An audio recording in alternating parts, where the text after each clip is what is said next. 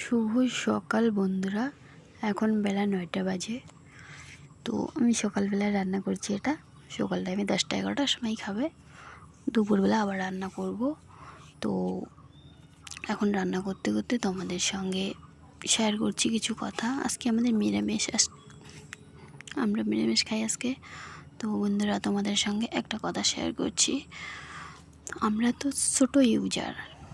ছোট ইউজারের পাশে কেউ থাকতেই চায় না। বড় ইউজাররা আসো না, সবাইকে সাপোর্ট করি, পাশে থাকি।